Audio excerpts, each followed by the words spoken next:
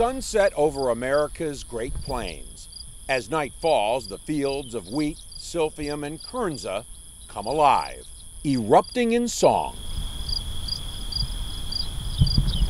You can lose yourself in the evening insect melodies. But unlike other fields across the Midwest, the grains growing at the Land Institute in Salina, Kansas, will not end up in the breads, oil, cereals, and baked goods. At least, not for now. I know it looks kind of like wheat. But yeah, it does. This is kernza, the intermediate wheatgrass. Tim Cruz is a research scientist. Cruz and the other researchers are trying to change 10,000 years of agricultural practices. How we farm right now, we rely on a highly disturbed ecosystem. When you say that, what do you mean highly disturbed ecosystem? Well, when you have an ecosystem that you have to literally kill every single plant on the landscape on an annual basis in order to restart it, recrop it, all sorts of things happen. Bad things like soil erosion and nutrient runoff that pollutes rivers and lakes. So the researchers here are reinventing farming using nature's model, the prairie. Here you find a diversity of vegetation that grows year after year, and most importantly, preserves the soil. The idea is straightforward. Take the grains we eat that must be planted, harvested, and replanted every year, and change them from annuals to perennials, which can be grown and harvested for multiple years. In essence, reinventing how crops are grown. I don't think farmers will have a difficult time adopting them. You know, imagine if you don't have to replant every year, and if you don't have as many tractor passes, and you don't have to buy as many inputs. What's there not to like? The thing is, the farmers aren't dumb. So let's start with who won't be interested in perennial polycultures. Number one, the seed houses. They won't be selling as many seeds. Number two, the fertilizer people. Number three, the pesticide industry. Wes Jackson founded the Land Institute 40 years ago. He says 30 million acres a year are lost globally to land degradation.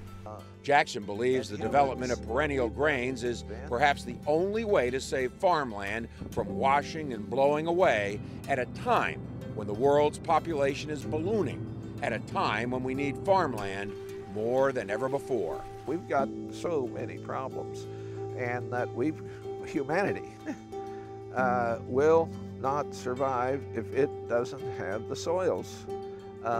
Dust to dust. It's an old, old statement.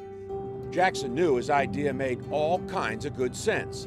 He also knew it wouldn't be easy getting there. 50 to 100 years, he said. How do you think the progress has been? Well, I think we're ahead of schedule. So it's closer to 50 than 100? Yeah. Yeah. The problem is, no one is quite sure how much closer.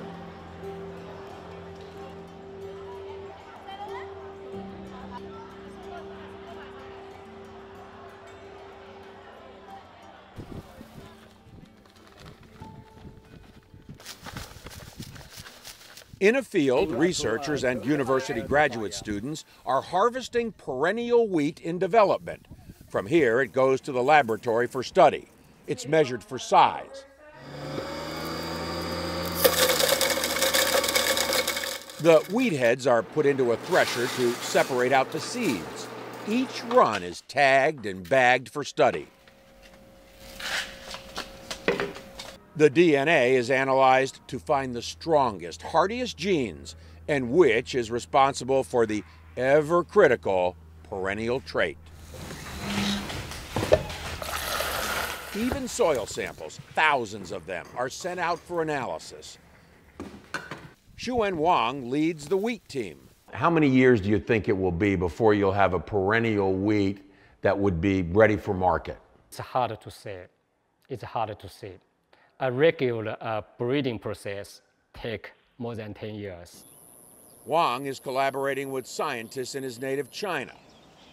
The region in North China is, has the severest soil erosion in the world.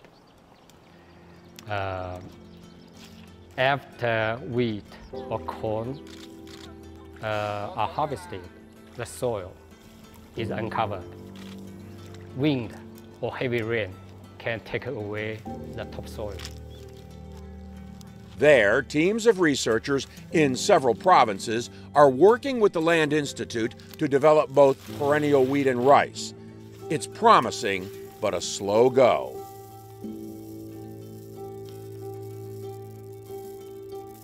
Scientists are struggling with one major stumbling block in their efforts to develop a perennial wheat they can bring to market. The problem is, the wheat wants to bloom year-round. That, Xuan Wang says, is not good. The plants are far more susceptible to extreme cold and heat. There are other issues too. Getting perennial wheat to produce as much as its cousin, the annual. And then there's the issue that matters most to all of us, flavor. How about the taste of perennial wheat? Is it different than the annual wheat that we're all used to? I think it's acceptable if you don't care much about the texture. Wang's is just one of many grain hybrid and breeding projects. Breakthroughs would be immediate game changers, the scientists say, for many parts of the world. But if you're on the slopes of Bolivia or in the Yunnan province of China or many regions around the world that people farm drastic landscapes, it will help them a great deal.